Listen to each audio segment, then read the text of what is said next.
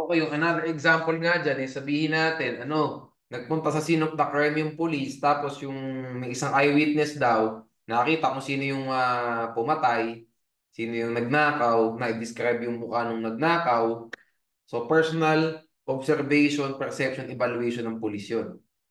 Na ito po, yung nagnakaw, may yung itsura, gaano katangkad, mataba ba, mapayat ba, matangkad ba, maitim ba, maputi ba, singkit, and so on. Dinescribe po yung physical na anyo ng tao.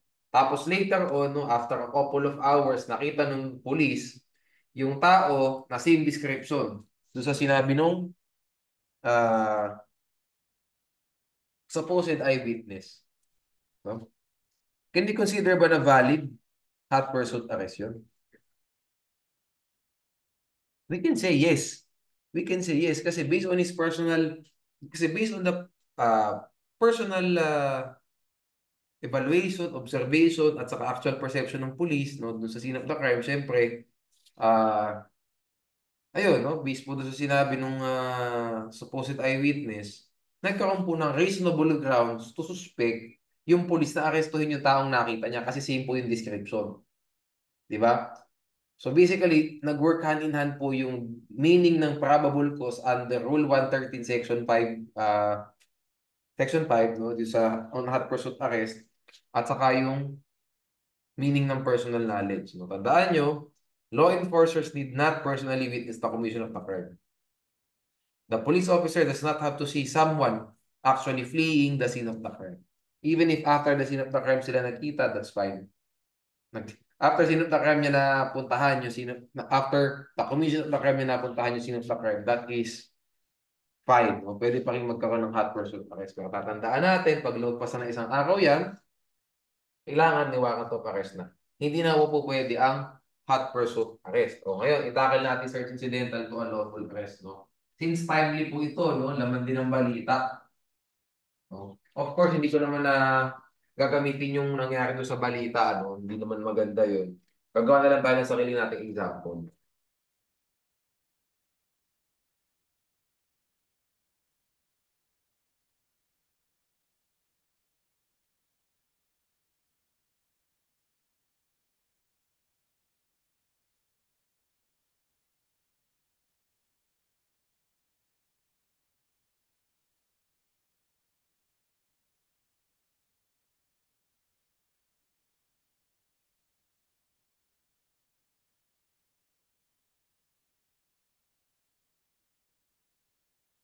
Okay. Sabihin natin, ah,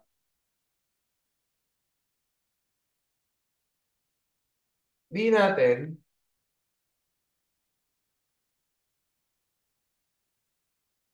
may CCTV. Okay. O ngayon, na-commit po yung crime, gagawin natin specific para mukhang bar question. Na-commit po yung crime alas 2 ng hapon. O, mispondi police kasi kinumit po yung crime sa public space. No? Sabihin natin kinumit siya sa ah, mall premises. Okay. Sa premises ng mall. Dahil sa kinumit. So, syempre, maraming CCTV dyan. Rumispondi yung police, sabihin natin, alas 3. O, sabi ng police, tingnan po natin yung CCTV nyo. Nakakita ng police yung physical description ng tao. Yung mukha, yung lahat, no? Everything about him nakita. Okay? Everything to identify him. Okay? Nakita, no? The physical description. Nakita talaga nila, no? Identity. Okay. Siyempre, diba ano to, killer, o killer, ayan. Sabihin natin yung killer, siyempre magtatago yan, no? After kanyang gumawa ng kasalanan doon sa mall, nagtago siya. Sabihin natin, 4 p.m. the next day.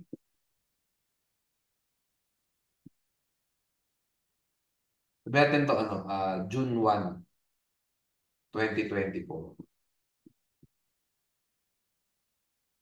Kalma rin po. 20 recent masyado. Sabihin natin, June 1, 2023. Yan. O, yan, ha? No, tapos, the next day, the police, no, was able to arrest etong supposed killer. Tandaan nyo, hinuli talaga nila siyang siya. Siyang siya talaga, no?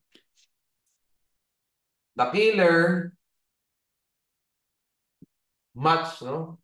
Dun sa physical description na nakita nila dun sa CCTV. Match. Sabi ng police, we conducted a hot pursuit arrest against him. Is this valid o invalid? Invalid. Because the immediacy test was not complied with.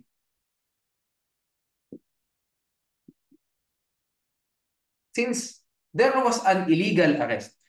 Illegal arrest, di ba? Invalid arrest. Since illegal po yan, ano ang consequence niyan? Sabihin natin yung killer, he was searched. Sinearch po yung kanyang bag, syempre, yung dala-dala niyang bag, at saka yung clothing niya.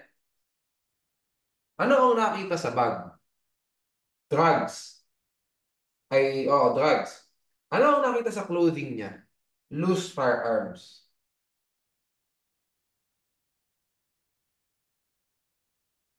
Later on, he was charged with, sabihin natin, murder, no? Murder at saka, syempre, possession, no? Comprehensive Dangerous Drugs Act. So, two informations. One for murder, another for CDDA. Will he be acquitted doon sa CDDA? Acquitted ba siya? The answer is yes. Malamang acquitted dyan. Why?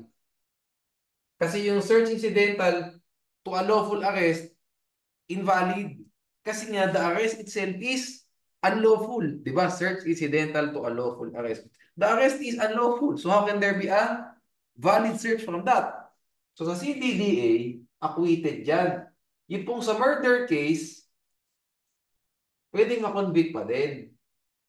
Diba? Kahit na yung loose firearm na nakuha sa kanya, kahit na yung nakuha na yun, uh, inadmissible din. Inadmissible sila pareho. Diba? Inadmissible sila pareho.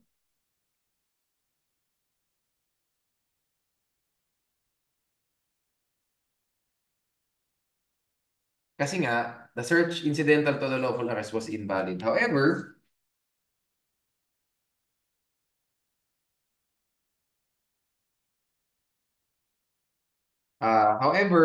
may CCTV kasi. Kita siya pumatay. So from that, pwede pa rin magkaroon ng conviction talaga. No, kahit na yung loose firearm na nakuha sa kanya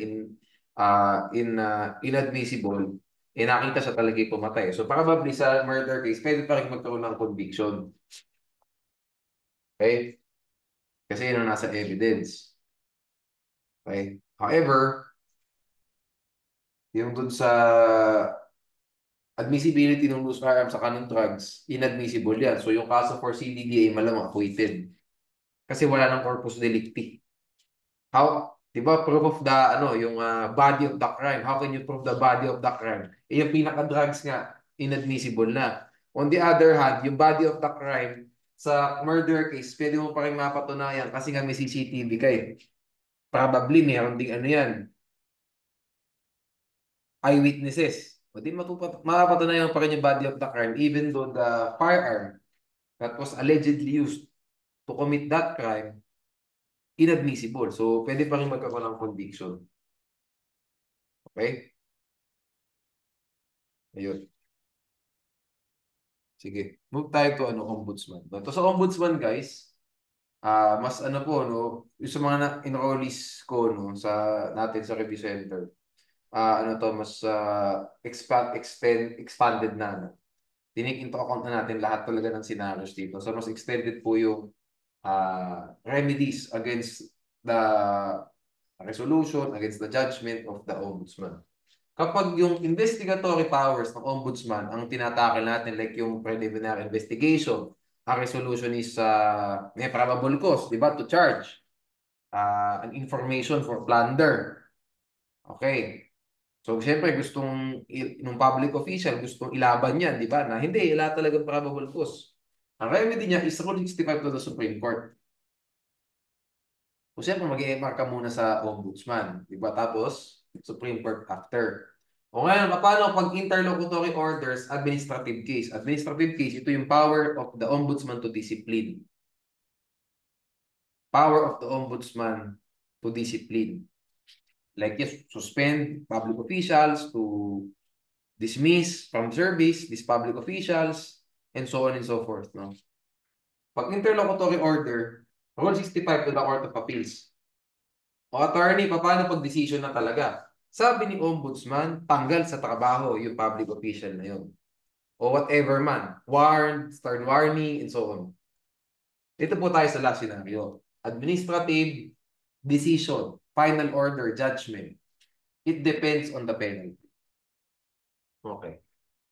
If dismissal or suspension of more than 1 month ang penalty, hindi po preventive suspension na. Ang preventive suspension, that is not a penalty. That is just a preventive measure for the public official to not interfere with the proceedings. No? Kasi mahirap if this public official was actually guilty of what he did. Diba? So medyo may corrupt practice siyang, may corrupt act siyang ginawa. And then nasa posisyon pa din siya. He might influence the outcome of the case. We need to prevent that. So he must be preventively suspended from his position. Hindi po yun yung penalty na sinatakal natin dito. Ibig sabihin ng penalty of suspension dito, yun na talaga yung judgment ni Ombudsman. So dismissal. Nagdagan natin, dismissal from service. No? Pakakasabihin nyo na dismiss yung kaso. Dismissal from service. Or suspension of more than 1 month. The remedy is Rule 43 to the Court of Appeals. So basically, quasi-judicial. Di ba? Function. Rule 43. PETREB. Sa inyo ipapile? Court of Appeals. How many days? Ang appeal period, 15. Okay. Next. What if exonerated siya? Panalo si public official. What if censure? What if reprimand? What if suspension? What if suspension man, pero not more than 1 month? Suspend kita 1 linggo. Yun ang naging penalty. What is your remedy? Tandaan niyo po, sabi ng law dyan, pag ito po ang decision ng ombudsman, final and executory. Pag sinabi mong final and executory, unappealable.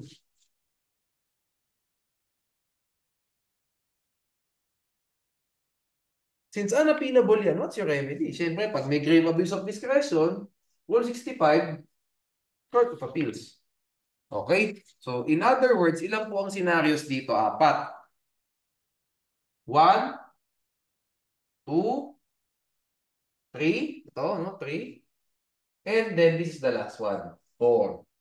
No? So, sa unang scenario natin, 65 Supreme Court. Kakaiba lagi, ano? 65, yung pangalawa, 65 Court of Appeals. 43 Court of Appeals and then 65 Court of Appeals. Ano po ito, no?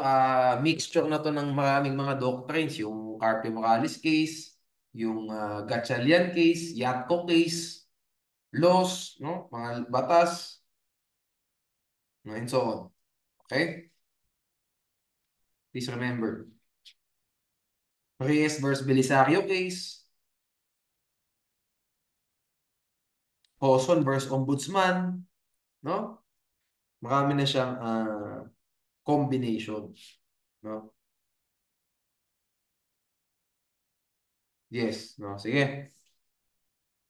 Final and unappealable pala, hindi pala final and executory. So, mas precise pa pala. Hindi final and executory. Final and unappealable yung nakasulat doon sa Supreme Court cases. O, so, unappealable yan nga. Hindi lang executory ha. Final and unappealable. Yun ang nakalagay na term. no, sa case. O, ito yung remedy mo nga, 65 to the Court of Appeals. Tandaan nyo nga, kasali po dyan yung exoneration, absolved from the charge. Okay? Sige. Ano na tayo? Move tayo to evidence na, no? Last couple of topics and then we're done with the remedial law lecture, no? Yung mga di ko man pumatakel, nasa reviewer po yan.